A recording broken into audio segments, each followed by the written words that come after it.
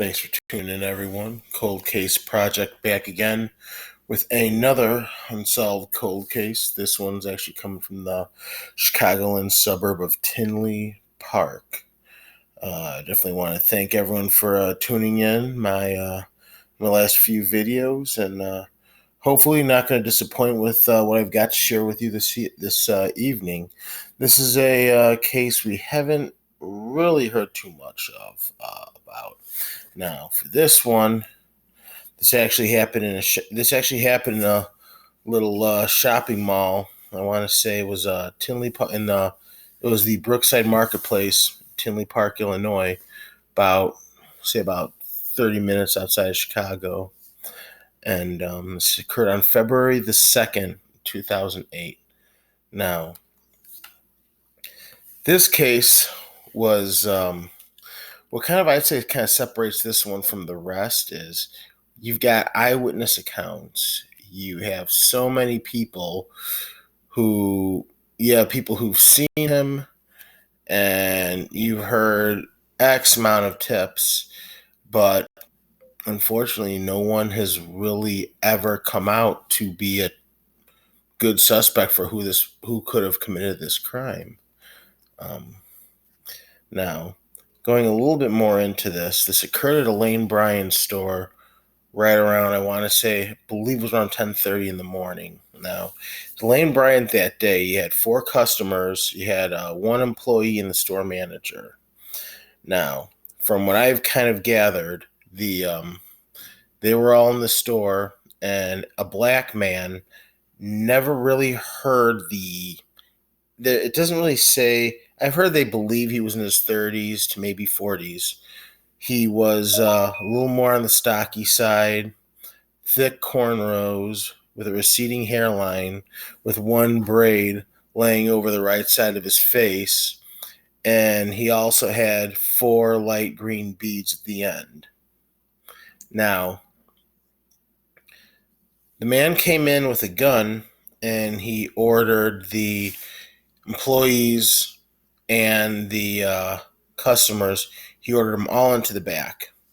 And at this point, it was where he shot them. Now, out of the 6 people who were forced into the back, you did have 5 casualties. You had Rhonda McFarland from Joliet. She was 42 years old. She was the store manager. You had the other 4 victims. You had Jennifer Bishop, 34 years old, out of South Bend, Indiana. You had Carrie Hudek Chuiso out of Frankfort, Illinois. Sorry if I said that name wrong. Sarah Savransky, 22 years old, out of Oak Forest, Illinois. And you had Connie Woolfork, 37 years old, out of Flossmoor. Now, the one surviving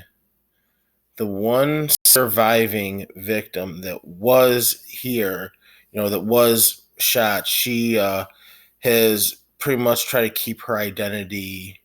She's tried as much as she can to just, keep out of public eye so no one could find out about her. Understandable.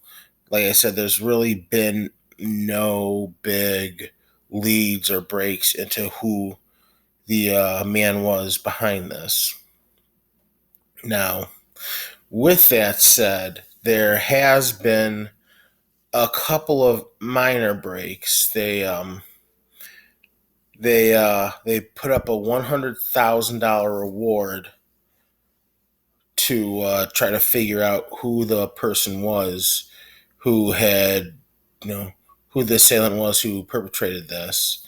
Lane Bryant's parent company, Charming Shops, wound up being, like I said, they were actually the people who put the money up for it. A couple days later, on the 6th of February 2008, Lane Bryant also set up a Lane Bryant Tinley Park Memorial Fund to honor the 5 fallen victims who had just unfortunately lost their lives that morning when they're just going for work. Now, this right here is one of the sketches. This came up a couple years later, I want to say, probably, believe it was right around 2013. Now, as I said, the age range they guessed somewhere in his mid 30s.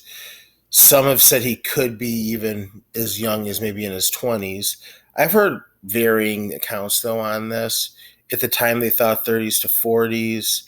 Once you start throwing these types of ages out there, you're really just kind of grasping numbers. Whereas, at least if we just said you're 30, he looked like he was in his 30s and just stuck with this description, you're kind of looking for one thing versus having people looking all over the place. He was probably, I'd say, about average height. He was around 5'9" to 5'10", and he seemed like he would have had a stockier build, being about 5'9", 5'10", and roughly about 230 to 260 pounds. Now, at the time, he was wearing a black cap. He was wearing a black coat with a knit cap and dark jeans. I do believe, don't quote me on this. I'm trying to remember a designer. There was a designer label on the jeans that the survivor pointed out in there. I can't remember if they said it was like a Gerbaugh jeans label, or it can't come to me off the top of my head. But like I said, they came out. They had a little more information. Um, Probably stuff that they were just sitting on. Didn't really want to feel like they were giving away too much evidence. Now, like I went ahead earlier and said, the description, he had the cap on. You see the braids here in the front as we're looking at the composite sketches from 2008 and 2013 of the assailant. Like they said, his cornrows were a little thicker, so you see kind of on a side view what they, where they could have gone. And the thing that is really rough with this is, now, I don't know how well you know the Chicagoland area, but where Tinley Park's located, within about a 30-minute drive, you got a few different areas. You have Harvey, Illinois, which is going to have a very high rate of criminals and felons. You just go over the Indiana border, about 30 minutes, you go to Gary, Indiana. Yet again, you have another place where a lot of people could, like I said, and this is a little strip, this isn't a little mall. You hop along on the highway. If this person was in a car, or even, he could have just hopped on the highway, gotten right back over to Indiana. People in Indiana, they're not even on the lookout for this guy.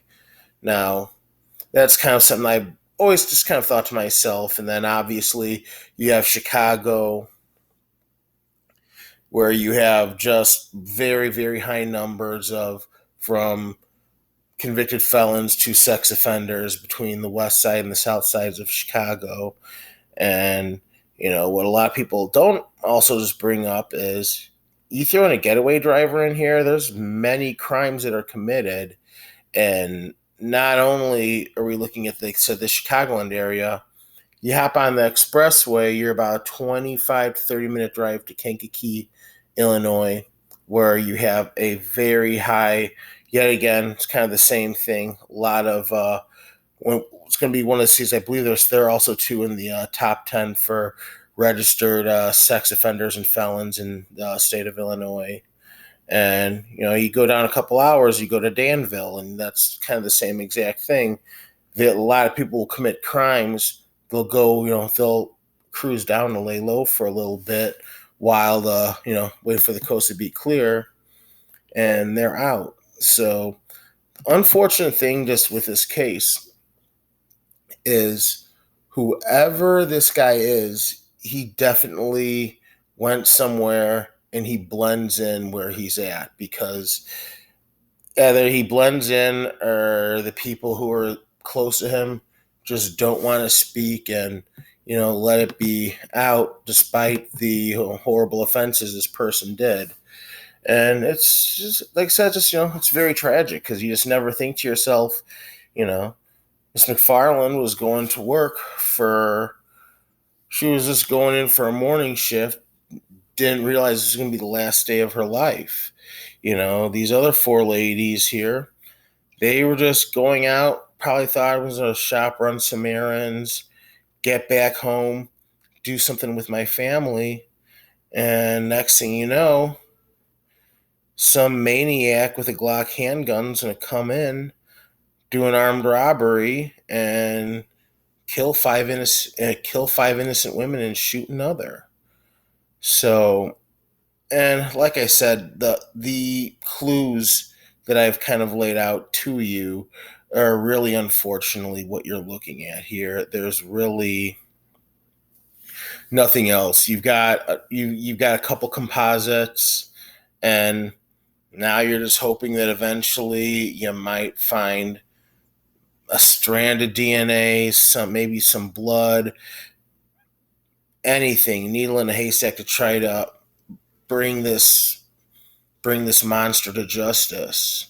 So with these types of videos, I do feel that the common thread when you do these videos is you hear about the victims, you hear what they had to endure, you hear what happened in the final moments of their lives, and yet we go on and on and on. We talk about the perpetrators. They're the people who get to be remembered. They're the people who, you know, they're the people whose names you see in these videos. Because, quite frankly, unfortunately, a lot of these Google searches are going to recognize the name, the Lane Bryant murders, over me typing in the name of any one of these five ladies who were tragically taken away from us. And so rather than continuing to talk about the monster who perpetrated this, I want to close out this video once again with a moment of silence for Jennifer L. Bishop, for Carrie Chiuso, Rhonda McFarland, Sarah Safransky, and Connie Wolfork.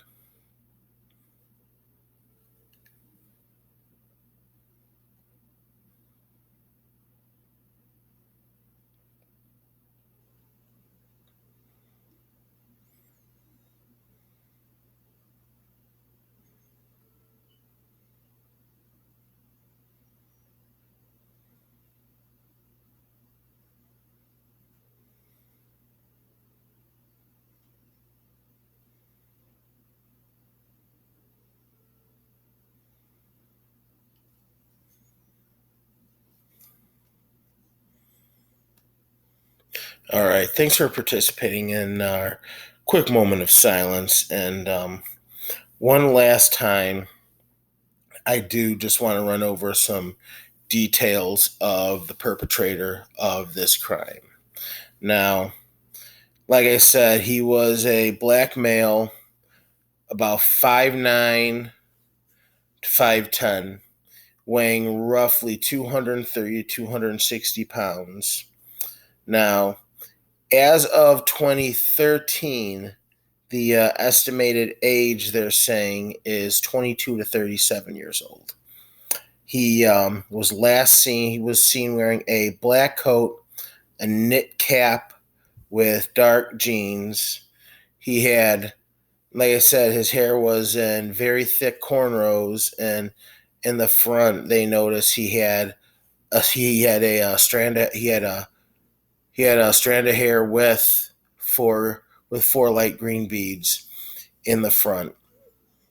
And like I said, if we haven't really gotten much as to what area this person could have come from, but like I said, had this person gone off on foot, this person would have been about a 25 to 30-minute drive from Harvey, Illinois.